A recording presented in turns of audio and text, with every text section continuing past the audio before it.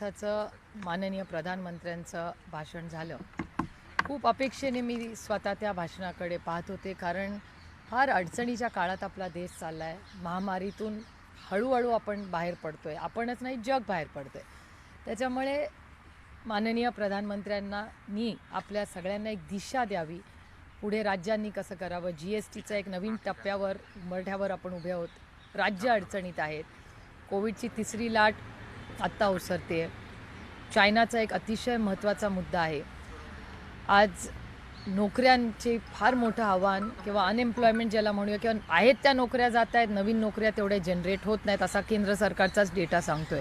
तेव्हा सगळ्या पार्श्वभूमीवर एक स्टेट्समन म्हणून, एक प्रधानमंत्री म्हणून खूप अपेक्षेने आम्ही ते भाषण पाहत होतो, ऐकत होतो. आणि दुर्दैव की आपल्या महाराष्ट्राबद्दल जे माननीय प्रधानमंत्री बोलले, हे मला स्वतःला वैयक्तिकपणे फार दुःख देणारी गोष्ट झाली. आणि मला प्रचंड वेदना झाल्यात की आपल्या महाराष्ट्राबद्दल माननीय प्रधानमंत्री असं का बोलत आहेत. ज्या राज्यांनी फुल ना फुलाची पाकळी म्हणा, पण 18 खासदार भाजपला निवडून दिले ह्यावेळेस, म्हणजे माननीय प्रधानमंत्री आज प्रधानमंत्री आहेत, त्याच्यात मोठा सिंहाचा वाटा हा महाराष्ट्रातल्या मतदारांचाही आहे. आणि त्या महाराष्ट्राच्या मतदारांचा आणि महाराष्ट्राचा अपमान हा काल एक कोविड सुपर स्प्रेडर म्हणून त्यांनी केला. हे खूप धक्कादायक आहे आणि खूप दुर्दैवी आहे. म्हणजे कुठल्याही प्रधानमंत्री, ते भाजपचे प्रधानमंत्री नाही आहेत, ते तुमचे माझे सगळ्यांचे प्रधानमंत्री आहेत, त्या देशाचे प्रधानमंत्री आहेत. आणि एका पक्षाच्या वतीने ते बोलतात आणि एका राज्याच्या वतीने एक प्रधानमंत्री बोलतो, ह्याचं मला भयंकर दुःख झालं की ते म्हणजे एकदा निवडून आले की ते आपले प्रधानमंत्री होतात. त्यांचा मान सन्मान हा आपण सगळ्यांनीच केला पाहिजे. त्याच्यात पक्ष येतच नाही. ती पोस्ट पक्षाची नाही आहे, ती संविधानिक या देशाचा सगळ्यात महत्त्वाचा president of India, prime minister of India देशाचे असतात. त्याच्यामुळे आणखीन ते दुःखदायक होतं महाराष्ट्रासाठी. आणि महाराष्ट्राचं योगदान म्हणजे मी तुम्हाला छोटंसं उदाहरण देते. काल माननीय प्रधानमंत्री अतिशय प्रांजळपणे मी माहिती मांडते की त्यांनी बुकिंग इन श्रमिक स्पेशल ट्रेन्स, आता श्रमिक ट्रेन्सचा जो आढावा हा गव्हर्नमेंट ऑफ रेल्वेजचा कागद आहे, हा महाराष्ट्र सरकारचा कागद नाही, हा केंद्र सरकारचा कागद आहे. ह्याच्यात त्यांनी असं लिहिलेलं आहे की outgoing trains from state, Gujarat राज्यामधून 1033 ट्रेन्स गेल्या, महाराष्ट्रातून 817, पंजाबमधून 400 आणि सगळ्या राज्यांची माहिती आहे. आणि इनकमिंग आणि आउटगोईंग ही सगळी माहिती आहे. त्याच्यात महाराष्ट्र आणि ट्रेन महाराष्ट्र सरकार नाही चालवतो, केंद्र सरकार चालवतं. केंद्र सरकार ठरवतो कुठली ट्रेन कुठून जाणार, किती वाजता जाणार, काय जाणार. आणि त्याच्यामुळे जेव्हा माननीय प्रधानमंत्री म्हणतात की महाराष्ट्राने लोकांना पाठवलं, आमच्याकडे ट्रेन नाहीच आहे हो, आम्ही कुठून ट्रेन, आम्ही ST देऊ शकतो, आम्ही गाडी देऊ शकतो, आम्ही टेम्पो करू शकतो, आम्ही ट्रक करू शकतो, पण रेल्वे नाही करू शकत. त्याच्यामुळे दुर्दैव आहे. खूप म्हणजे मला प्रचंड वेदना होत आहेत की माननीय प्रधानमंत्र्यांनी हे असं वक्तव्य आपल्या महाराष्ट्राबद्दल केलं. दुसरी गोष्ट, आणि मी माहिती तुम्हाला सांगते की हे फॅक्च्युअल पोझिशनवर सांगते तुम्हाला, कोणी मी कुठल्या राज्याचा प्रचार करत नाही आहे किंवा कुणाच्या विरोधात नाही, कारण का मेरा भारत महान, मला महाराष्ट्रातल्या प्रत्येक राज्याबद्दल आदर आहे, प्रेम आहे आणि त्याचा अभिमान आहे मला. माननीय पियुष गोयलांचे मी अनेक वेळा मनपूर्वक आभार मानलेत. रेल्वे मंत्री असताना अनेक वेळा त्यांच्याशी चर्चाही त्या काळात झाली की कोणाला कसं घरी जायचं आहे, ह्याच्यावर कोणावरही अन्याय होऊ नये म्हणून. आता हे बघा, हे माननीय पियुष गोयलांचेच ट्विट्स आहेत. आता या ट्विटमध्ये काय लिहिलेलं आहे, त्यांनी असं लिहिलं आहे, हे उद्धवजींना उल्लेखून लिहिलं आहे, उद्धवजी आशा है कि आप स्वस्थ है, आपके अच्छे स्वास्थ्य के लिए शुभेच्छा. कल हम महाराष्ट्र में 125 श्रमिक सोशल ट्रेन देने के लिए तैयार है. हे मी म्हणत नाही आहे, पीयूष गोयल म्हणत आहेत. आप बताइए कि अपने पास श्रमिकों की लिस्ट तैयार है, इसलिए आपसे अनुरोध है. हे मी म्हणत नाही आहे, हे पीयूष गोयल म्हणत आहेत की महाराष्ट्राला किती श्रमिक ट्रेन्स पाहिजेत, किती लोकांना पाठवायचं. आणि तो पुरा थ्रेड आहे. म्हणजे मी जे बोलते हे अतिशय वेदनेने बोलते. मला वाईट वाटलं आहे की हे आपल्या राज्याबद्दल असं का बोलत आहेत याचं. आणि पियुष गोयल हे आपल्या महाराष्ट्राचे पुत्र आहेत. ते महाराष्ट्राला मदत करू पाहतात. तेच म्हणतायत श्रमिकांना किती ट्रेन पाहिजेत, आम्ही ट्रेन ठेवलेले आहेत. हे मी म्हणत नाही आहे. आणि या सगळे ट्विट्स आहेत आणि त्याचा सगळं मी तुम्हाला त्यांचा सगळा हा थ्रेड मी तुम्हाला देऊ शकते. त्यांनी पुन्हा एकदा लिहिलं आहे, सभी निर्धारित जानकारी जैसे कहाँ से ट्रेन चलेगी, यात्रियों को ट्रेन के हिसाब की सूचना, उनके मेडिकल सर्टिफिकेट्स और कहाँ ट्रेन जाए, ये सब सूचना अगले 1 घंटे में रेलवे की महाप्रबंधक तक पहुँचाने की कृपा करे, जिससे हम ट्रेन की योजना समय पर कर सके. हे पियुष गोयल म्हणतात. आणि हा सगळा थ्रेड आहे, तुम्ही वाचू शकता. आता ह्याच्यात त्यांनी लिहिलं आहे की टी व्ही के माध्यम से, आणि हे एकाच दिवशी आहे, सगळं 24 मेचं आहे. 24 मेचे असे आहेत 1, 2, 3, 4, 5 ट्विट्स. हे मी तुम्हाला शेअर करू शकते. ह्याच्यात माझ्या काही मनातल्या कुठल्या कल्पना नाही आहेत ह्या. त्याच्यानंतर एक महत्त्वाचा मुद्दा, माननीय देवेंद्र फडणवीसजी त्यांचा कोट आहे. हा परत त्यांचा ट्विट आहे मे 9चा. त्याच्यात ते असं म्हणत आहेत, केंद्रीय मंत्री माननीय पीयूष गोयल से चर्चा की, उनका बहुत बहुत आभार. हे मी म्हणत नाही आहे, हे माननीय देवेंद्र फडणवीस जी म्हणत आहेत. उन्होंने तुरंत उत्तर प्रदेश के मुख्यमंत्री श्री योगी जी से चर्चा की और जल्दी ही मुंबई से 10 रेलगाड़ियाँ उत्तर प्रदेश के लिए रवाना होगी. प्लीज बघा, हे मी म्हणत नाही आहे, हे माननीय आदरणीय देवेंद्र फडणवीसजींनीच पीयूष गोयलजींचे आभार मानलेत. आता माननीय देवेंद्रजीही आपल्या महाराष्ट्राचे आहेत, माननीय पीयूष गोयलजीही आपल्याच महाराष्ट्र आहेत. ते दोघांनी माननीय योगीजी, आता योगीजी माझ्यावर अनेक वर्ष सांसद होते, माझेही त्यांचे अतिशय चांगले संबंध आहेत. अतिशय आम्ही एकत्र अनेक वर्ष पार्लमेंटमध्ये काम केलं. त्यांनी टीव्हीवर अतिशय उत्तम भाषणं त्या काळात पार्लमेंटमध्ये केली होती. जरी आम्ही विरोधात असलो तरी काही बाबतींमध्ये शेवटी आपण जेव्हा राजकारणात समाजकारणात असतो तर काही कामांमध्ये एकामेकाचं ज्याला चांगलं आहे त्याला चांगलं म्हणण्याची पद्धत ही महाराष्ट्राची संस्कृती आहे. आणि त्याच संस्कृतीचा आधार ठेवून आम्ही इथे साधारण कार्यक्रम सगळ्यांचा मान सन्मान ठेवून करतो. त्यामुळे तुम्ही बघताय माननीय प्रधानमंत्री जे बोलले काल, हे दुर्दैव आहे की त्यांच्याच पक्षातले त्यांचे सगळे जे लोक आहेत हे काहीतरी वेगळं बोलत आहेत आणि हे सातत्याने होतं आहे. म्हणजे महाराष्ट्राबद्दल हा गैरसमज त्यांच्याच लोकांनी. एक उदाहरण देते ज्याचा व्हिडिओ आहे, त्याचा माझ्याकडे लिहिलेला नाही आहे, पण माननीय हरीशभाई आमचे बंधू आहेत, ते हरीश द्विवेदीजी ज्यांनी पार्लमेंटमधलं पहिलं भाषण केलं प्रेसिडेन्शियल ॲड्रेसमधलं, अतिशय उत्तम बोलले. 1 तासभर बोलले, बऱ्याच गोष्टी बोलल्या, सगळ्या काही गोष्टी मला पटल्या नाहीत पण बोलले. ते बोलत असताना त्यांनी स्वतः सांगितलं असं, जी ऑन रेकॉर्ड आहे, त्याचा व्हिडिओ मी तुम्हाला देऊ शकते, की श्रमिकांच्या ज्या ट्रेन्स होत्या, प्रत्येक श्रमिकाला ज्याला घरी जायची इच्छा होती त्याला ट्रेननी पोचवण्याचं काम हे आमच्या सरकारने, म्हणजे त्यांच्या सरकारने केलं, असं हरीश भाई आमचे बंधू आहेत ते द्विवेदीजींनी बोलले. त्यांच्या हे गेल्या मागच्याच आठवड्यातली गोष्ट आहे. आता तुम्ही परत मी हिशोब करते की ट्रेनची लिस्ट ही केंद्र सरकारची आहे. माननीय पीयूष गोयलजी बोलले, हे त्यांचे ट्विट्स आहेत. माननीय देवेंद्र फडणवीसजी बोलले, त्यांनीच पीयूष गोयलांचे आभार मानले, ही त्यांचा ट्विटवर त्यांनी मानलेले आहेत.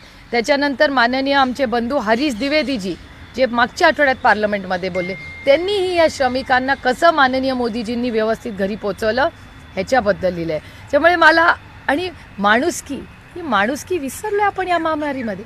आणि दुर्दैव की माननीय प्रधानमंत्र्यांनी 2च राज्य घेतली, पंजाब आणि उत्तर प्रदेश. बाकीच्यांबद्दल त्यांनी काही उल्लेखच केला नाही. आणि मला एक गोष्ट ही रेकॉर्डवर आणायची आहे की आम्ही सगळ्यांनी पार्लमेंटमध्ये ठरवलं होतं की कोविडच्या काळात अनेक राज्यांमधून लोक एका राज्यातून दुसऱ्या राज्यात, काही कुटुंब असतील किंवा श्रमिक गेले असतील, तेव्हा त्यांचं खाण्याचं असेल, त्यांना औषध असेल, कुणाला बेड लागला असेल, ह्या देशातले अनेक खासदार आहेत ज्यांनी आम्ही एकामेकाला मदत मागितली त्या काळात. आणि ओपनली ट्विटरच्या माध्यमातून आणि पार्लमेंटमध्ये आम्ही एकामेकाचे ऑफिशियली आभार मानलेले. मी आभार मानलेले. काही मराठी लोक कुठे अडकले होते, एखाद्या खासदाराला फोन केला, त्या राज्यांनी मदत केली, त्यांचं आभार मानणं हे माझं कर्तव्य आहे. ही माझी मराठी आणि भारतीय संस्कृती आहे. तसंच अनेक भाजपचे खासदार आहेत ज्यांनी ऑन रेकॉर्ड महाराष्ट्राचे आभार मानलेत की आमच्या छत्तीसगड असेल, झारखंड असेल, UP असेल, बिहार असेल, त्यांचे आम्हाला फोन आले आणि त्यांचाही मनाचा मोठेपणा आहे की त्यांनी पार्लमेंटमध्ये महाराष्ट्र सरकारचे, आमच्या सगळ्यांचे आभार मानले. काय माणुसकी विसरलोय आपण? इतकं आपलं राजकारण आता अशी इतकी पातळी झाली आपली खालची की आपण माणुसकी पण विसरणार आहोत अशा काळात.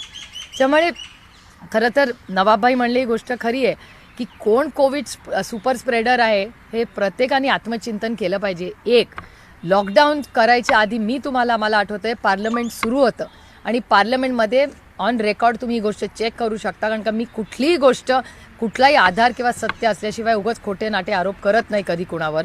पण माननीय सौगता रॉय जे पार्लमेंटमध्ये बोलले तृणमूल काँग्रेसचे आहेत, ते स्वतः माननीय प्रधानमंत्र्यांपर्यंत चालत गेले पार्लमेंटमध्ये आणि म्हणाले राज्यांचं मत आहे की पार्लमेंट आपण लवकर संपवलं पाहिजे, कारण का कोविडची महामारी पसरते असं सगळीकडेच आहे. प्रत्येक खासदारांनी आणि आपल्या आपल्या राज्यात जाऊन काय चाललं हे बघितलं पाहिजे. तेव्हा ते असं म्हणाले की नको आत्ता बघूया, नंतर बघूया काय करायचं, कारण का मध्य प्रदेशचं सरकार पाडण्यामध्ये हे सगळे व्यस्त होते. हे दुर्दैव आहे की ह्या कोविडच्या काळात जिथे माणुसकीचा म्हणजे सर्व ओळख असू दे किंवा नसू दे, लोकांनी धावून एकासाठी मदत केली, लोकांनी रक्तदान केलं, एकामेकासाठी रस्त्यात थांबून स्वयंपाक केला. मला अजून ते दृश्य आठवतं आहे. मला एक फोटो कोणीतरी पाठवला होता. एक महिला, तिच्या मागे एक बॅग होती, त्याच्यावर एक मूल झोपलं होतं आणि ते वडील ती बॅग खेचत होते आणि त्याच्या खाली एक टॅगलाईन होती, तुझसे नाराज नहीं जिंदगी हैरान हूँ मैं. मला आज माननीय प्रधानमंत्र्याला हाच प्रश्न विचारायचा आहे की माननीय प्रधानमंत्री जी, मैं आपसे नाराज नहीं हूँ, हैरान हूँ मैं आपसे की तुम्ही आज माझ्या महाराष्ट्राबद्दल किंवा आमच्या लोकांबद्दल आम्ही सुपर स्प्रेडर्स आहोत म्हणून असं कसं बोलला. त्याला सायंटिफिक टेम्परामेंट पण नाही, सायंटिफिक त्याला बॅकग्राऊंड पण, थोडासा सायंटिफिकली पण त्यांनी आरोप केला असताना तरी मी कबूल केला असता. पण कसं काय ते असं बोलले खरंच म्हणजे. आणि मी तुम्हाला एव्हिडन्स बेस सगळं सांगितलं आहे. मी टीका करायची म्हणून त्यांच्यावर टीका करत नाही, पण मी एक महाराष्ट्रातली मुलगी म्हणून, एक खासदार म्हणून आज या प्रधानमंत्र्याकडे न्याय मागते की का तुम्ही आमच्यावर असं टीका केली, का तुम्ही आमच्या असं विरोधात बोलला किंवा का तुम्ही असा द्वेष राज्यांमध्ये पसरवताय. ही एक प्रांजळ महिला आज प्रधानमंत्र्याकडे न्याय मागते. नाही, मग ही प्रतिक्रिया काय कारण निवडणुका आलेल्या आहेत त्यामुळं निवडणुकीच्या दृष्टीनं विधान आहे असं वाटतं. आणि महाराष्ट्राबद्दल इतका द्वेष काय वाटतं तुम्हाला? त्यांना महाराष्ट्राबद्दल इतका का द्वेष वाटतो याचं उत्तर तेच देऊ शकतात, मी नाही देऊ शकत. सातत्याने महाराष्ट्रावर टीका असू दे किंवा महाराष्ट्रातले महत्त्वाचे प्रोजेक्ट्स असू दे, हे सगळे महाराष्ट्रातून बाहेर नेणं किंवा मुंबईचं महत्त्व कमी करणं, ह्याच्यात काय त्या सगळ्यांना गंमत येते हे मला माहिती नाही. हे अतिशय दुर्दैवी आहे. आणि महाराष्ट्र, एक तुम्हाला सांगते, महाराष्ट्र कधी दिल्लीच्या तख्तापर्यंत झुकलेला नाही आणि तो झुकणारही नाही, हेही मला तुम्हाला सांगायचं नाही. पण ज्या पद्धतीनं महाविकास आघाडीचं सरकार राज्यात आलं त्याच्यामुळे हा राग आहे का? ह्याचं उत्तर मी नाही देऊ शकत, तेच देऊ शकतात. पण हे दुर्दैवी आहे आणि माझी अपेक्षा आहे की महाराष्ट्रातल्या कुठल्याही, हा पक्षाचा विषयच नाही, हा राज्याच्या अस्मितेचा पक्ष आहे. भाजपमधल्याही मी आमदार खासदारांना विनंती करीन की तुम्ही उभं राहिलं पाहिजे, राज्याच्या वतीने उभं राहिलं पाहिजे, कारण हे आम्हाला पंजाब राज्य आपली संतांची भूमी आहे. आपलं नातं किती जवळचं आहे. नामदेव महाराजांचं जेवढं आपण कौतुक आणि प्रेम करतो तेवढंच पंजाबनीही केलेलं आहे. तो धागा प्रेमाचा, विश्वासाचा, संतांचा हा किती आपल्याला जवळ आणतो. उत्तर प्रदेशचं आपलं नातं, किती खासदार आहेत किंवा आमची जुनी नाती आहेत. माननीय चंद्रशेखरजींचं महाराष्ट्रावरचं विशेष प्रेम, या देशाचा प्रधानमंत्री होऊन गेले, ते पण उत्तर प्रदेशचेच आहेत ना. किती घनिष्ठ संबंध आपले आहेत, किती गोष्टी एकत्र, विश्वासाच्या नात्याने लोक, उत्तर प्रदेशचे लोक महाराष्ट्रात येतात. आपण एकत्र अनेक वर्ष काम करतो, तर आपल्यांमध्ये आणि त्यांच्यात अंतर आणण्याचं काम हे एका प्रधानमंत्र्याच्या भाषणातून होऊ शकतं. हे मला धक्कादायक आहे आणि दुर्दैवी आहे. सध्या पार्लमेंट चालू आहे, या संदर्भात काही खासदार तुम्ही विरोधी पक्षांचे एकत्र येऊन याबाबत काय भूमिका घेणार आहात? नाही, अर्थातच मी म्हणूनच तुमच्या माध्यमातून माननीय प्रधानमंत्र्यांना विनंती करते आणि पुन्हा हे करते की तुमसे नाराज नहीं हूँ मैं, सिर्फ हैरान हूँ मैं की या देशाचे प्रधानमंत्री माझ्या राज्याबद्दल असं का बोलतात. कालच्या भाषणामध्ये त्यांनी महागाई संदर्भात सुद्धा काही वक्तव्य केले की नेहरू सुद्धा अशा पद्धतीने आंतरराष्ट्रीय कारणं देत होते आणि आता सुद्धा सरकार जे आहे ते काही आंतरराष्ट्रीय घटकामुळे प्रभावित आहे, पण आम्ही प्रयत्न करतो असं त्यांचं म्हणणं होतं. 2 wrongs don't make a right ना. तुम्ही एवढी टीका काँग्रेसवर एरवी करता पण हे विसरून जाता. मग दरवेळीच उदाहरण देताना तुम्ही काँग्रेसचंच उदाहरण देता. मग तुमच्यात आणि काँग्रेसमध्ये अंतर काय राहिलं? मग तुम्ही एकाच आहात ना. दरवेळीच ते उदाहरण देताना तुम्ही हे केलं तेव्हा आम्ही हे केलं, ह्याच्यात चूक काय? 2 wrongs don't make a right. तुमच्यात आणि त्यांच्यात अंतरच नाही राहिलं, मग कशाला टीका करता काँग्रेसवर? कबूल करा. आज एका वर्तमानपत्रात मी वाचलं की 60 मिनिटाच्या भाषणामध्ये, पहिल्या 60 मिनिटाच्या 50 वेळा काँग्रेसचं नाव घेतलं. आपण कुणाचं नाव कधी इतकं घेतो जेव्हा आपल्याला काहीतरी आस्था वाटते ना, नाही तर कशाला नाव घेतलं असतं आपण. पण पंतप्रधान राष्ट्रपती भाषणावर बोलण्यापेक्षा इतर विषयावरती बोलतात. तो राष्ट्रपती भाषणाचा अवमान वाटत नाही का? कारण की अभिभाषणावरती साधारणतः त्या विषयावरती चर्चा होते. यापूर्वीची परंपरा जर बघितली पार्लमेंटची, तर त्यामध्ये साधारणतः अभिभाषणावरच नेहमी चर्चा होती. टीका करायची असेल तर एखाद्या विषयावर, पण संपूर्ण अभिभाषणात डावलून फक्त टीका करणे हा अवमान माझं नाही म्हणणं का? आहे, टीका ही सगळ्यांनी केली पाहिजे, त्याच्यात काही गैर नाही. तो अधिकार आपल्याला भारतरत्न डॉक्टर बाबासाहेब आंबेडकरांनी दिला आहे. ह्याला तर व्हायब्रंट डेमोक्रेसी म्हणतात. टीका आम्ही त्यांच्यावर करावी, त्यांनी आमच्यावर करावी, पण काहीतरी त्याला म्हणजे प्रधानमंत्र्यांकडून मला खूप अपेक्षा होत्या. मला असं वाटलं की ते देशाला काहीतरी डायरेक्शन काल देतील, की आपण सगळ्यांनी म्हणून काय केलं पाहिजे म्हणजे देश पुढे जाईल. ह्या अपेक्षेने मी बघत होते. आणि मी तुम्हाला पुन्हा एकदा अतिशय प्रांजळपणे सांगते की एकदा निवडून आल्यावर ते पक्षाचे प्रधानमंत्री नसतात, ते तुमचे माझ्या देशाचे प्रधानमंत्री असतात. ते जेवढे गुजरातचे आहेत, उत्तर प्रदेशचे आहेत, तेवढे माझ्या महाराष्ट्राचे आहेत, अशी माझ्या मनातली भावना आहे. तुम्ही भूमिका मांडताय, मात्र काल भाषण झाल्यापासून पवार साहेबांशी तुमचं काही बोलणं झालं का? काय नेमकं त्यांचं? मला खूप उशीर झाला यायला खरं तर, आणि ते सकाळी लवकर पार्लमेंटला गेले. पण आम्हाला सगळ्यांनाच ह्या एक वेदना ह्या झाल्या आहेत. आपण भारतीय आहोत, पण आपण मराठीही आहोत, आणि मला मराठी असण्याचा सार्थ अभिमान आहे. आणि का कुठल्याही राज्याच्या विरोधात कोणीही बोलावं, कोणीही बोलू नये. माझं म्हणणं आहे, आपण सगळे एकत्र सारे जहाँ से अच्छा हिंदुस्तान हमारा आपण जेव्हा म्हणतो, तेव्हा या सगळ्या राज्यांमधूनच किती सुंदर आहेत. आपल्या भाषा असतील, आपली संस्कार असतील, आपल्या इतिहास असेल, आपले लेखक असतील, केवढं कल्चरल हेरिटेज आपल्या देशात आहे. आणि हे सगळं विसरून कसं चालेल. पण मला वैयक्तिकपणे प्रचंड वेदना झाली. चलो हे सगळं हिंदीमध्ये हिंदीमध्ये थोडक्यात मैं माननीय प्रधानमंत्री जी ने कल जो वक्तव्य किया, मुझे हमेशा लगता था कि ज़रूर वो बीजेपी से चुन के आए, लेकिन वो मेरे भी प्रधानमंत्री, इस देश के हर नागरिक के प्रधानमंत्री है. पण जिस तरह से उन्होंने कल महाराष्ट्र के बारे में कहा, वो मुझे थोड़ा सा शॉकिंग भी लगा, क्योंकि एक राज्य के खिलाफ जिस तरह वो बोले कि महाराष्ट्र की कांग्रेस या वहाँ के लोगों ने कोविड का सुपर स्प्रेडिंग किया, टिकट्स दिए. मैं सिर्फ उनको पूछना चाहती हूँ, एक तो कि जो एविडेंस है हमारे पास, उसमें उन्होंने कहा कि ट्रेनें महाराष्ट्र सरकार ने लोगों को भेजा और उसके कारण कोविड सब जगह हुआ. मैं सिर्फ उन्हीं की सरकार का जो डेटा है वो शेयर करना चाहती हूँ कि गुजरात से 1033 ट्रेनें चली, महाराष्ट्र से 817 श्रमिक ट्रेनें चली, पंजाब से 430 ट्रेनें चली. ये सारा डेटा मेरा नहीं है, ये केंद्र सरकार का डेटा है जो उनका है, मेरा नहीं है ये.